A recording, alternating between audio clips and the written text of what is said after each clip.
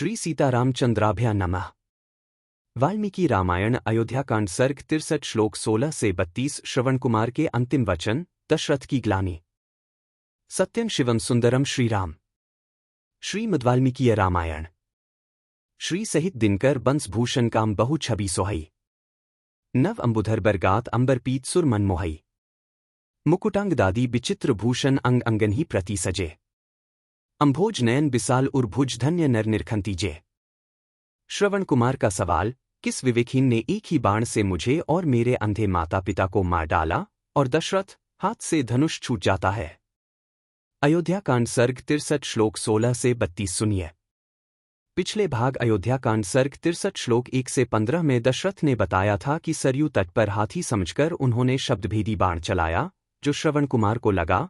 कुमार ने अंधे माता पिता के लिए जल पिलाने का आग्रह किया और दशरथ ने अपना अपराध स्वीकार किया।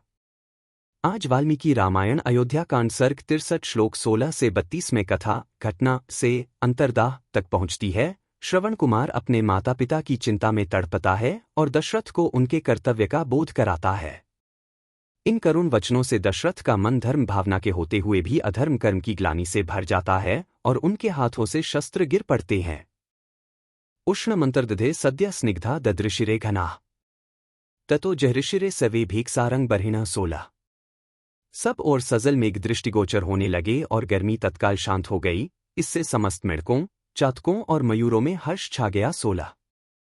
क्लिन्न पक्षोत्तराः स्नाताः कृच्छ्रादिव पतत्रिणा। वृष्टिवातावधूताग्रान पात पान्धिपेदिरे। 17। पक्षियों की पांखें ऊपर से भींग गई थीं। वे नहा उठे थे और बड़ी कठिनाई से उन वृक्षों तक पहुंच पाते थे जिनकी डालियों के अग्रभाग वर्षा और वायु के झोंकों से झूम रहे थे। 17। पतितनाम साच्छन्नः पद्मानिन चासकृत। आभौ मत्तसारंगस्तोयरा श्रीवाचलः। 18।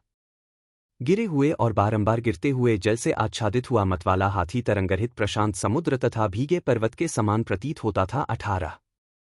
पाण्डुरारुणवर्णानि स्रोतांसी विमलान्यपि।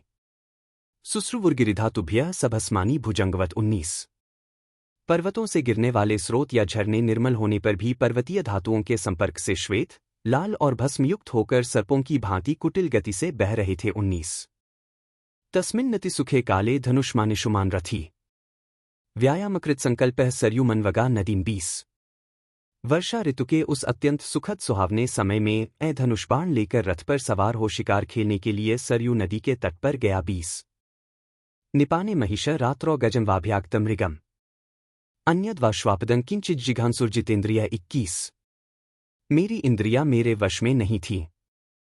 मैंने सोचा था कि पानी पीने के घाट पर रात के समय जब कोई उपद्रवकारी भैंसा मतवाला हाथी अथवा सिंह व्याघ्र आदि दूसरा कोई हिंसक जंतु आवेगा तो उसे मारूंगा। 21। अथांधकारे त्वश्रोषं जले कुंभस्य पूर्यतः। अचक्षुर्विश्य घोषं वाराणसीव नर्दतः। 22। उस समय वहां सब और अंधकार छा रहा था। मुझे अकस्मात पानी में घड़ा भरने की आवाज सुनाई पड़ी। मेरी दृष्टि तो वहां तक पहुंचती नहीं थी किंतु वह आवाज मुझे हाथी के पानी पीते समय होने वाले शब्द के समान जान पड़ी। 22। अथांधकारे त्वश्रोषं जले कुंभस्य पूर्यतः। अचक्षुर्विश्य घोषं वाराणसीव नर्दतः। 22। उस समय वहां सब और अंधकार छा रहा था। मुझे अकस्मात पानी में घड़ा भरने की आवाज सुनाई पड़ी। मेरी दृष्टि तो वहां तक पहुंचती नहीं थी किंतु वह आवाज मुझे हाथी के पानी पीते समय होने वाले शब्द के समान जान पड़ी। 22। ततोहं शर्मुद्रित्य दीप्तमाशी विशोपमम्। शब्द प्रति गज प्रप्सुर्भिलक्ष्यं पात्यम। 23। तब मैंने यह समझकर कि हाथी ही अपनी सूंड में पानी खींच रहा होगा अतः वही मेरे बाण का निशाना बनेगा। तरक से एक तीर निकाला और उस शब्द को लक्ष्य करके चला दिया। वह दीप्तिमान बाण विषधर सर्प के समान भयंकर था। 23। अमुंचन निशितम बाण महमाशी विशोपमम्। तत्र वागुषसी व्यक्ता प्रादुरासीद वनौकसः। 24। हाहेति पतत्स्तोये बाणाद व्यथित मर्मणा। तस्मिन् निप्तिते भूमो वाग्भूत तत्र मानुषी। 25। वह उषःकाल की वेला थी।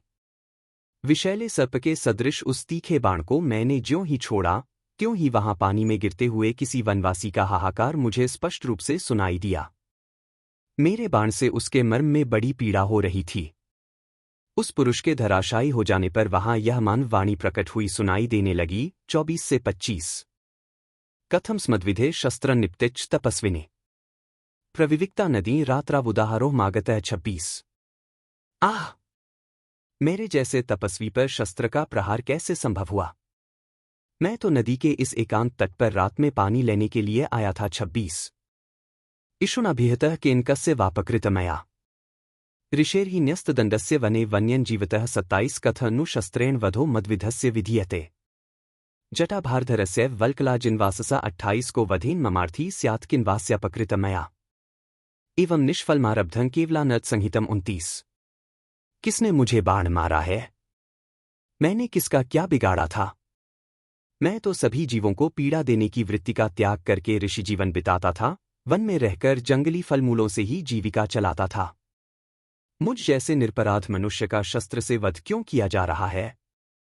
मैं वल्कल और मृगचर्म पहनने वाला जटाधारी तपस्वी हूं। मेरा वध करने में किसने अपना क्या लाभ सोचा होगा? मैंने मारने वाले का क्या अपराध किया था? मेरी हत्या का प्रयत्न व्यर्थ ही किया गया। इससे किसी को कुछ लाभ नहीं होगा, केवल अनर्थ ही हाथ लगेगा। 27 से 29।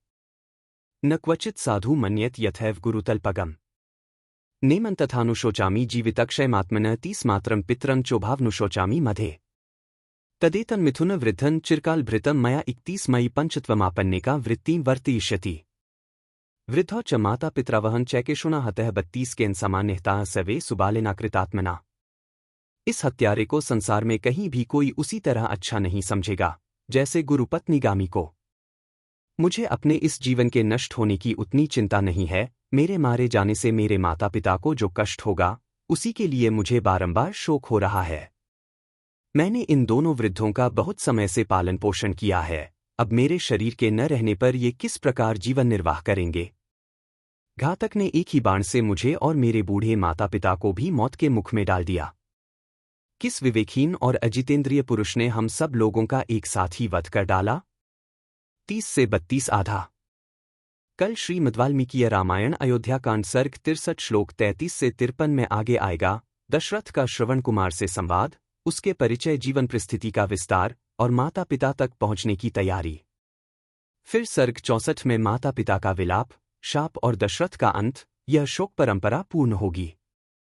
यदि वाल्मीकि रामायण अयोध्या कांड सर्ग 63 श्लोक 16 से 32 में श्रवण कुमार के अंतिम वचन और दशरथ की ग्लानि आपको भावुक कर रही हो तो वीडियो को लाइक कीजिए, शेयर कीजिए और चैनल सब्सक्राइब करके बेल आइकन दबाइए।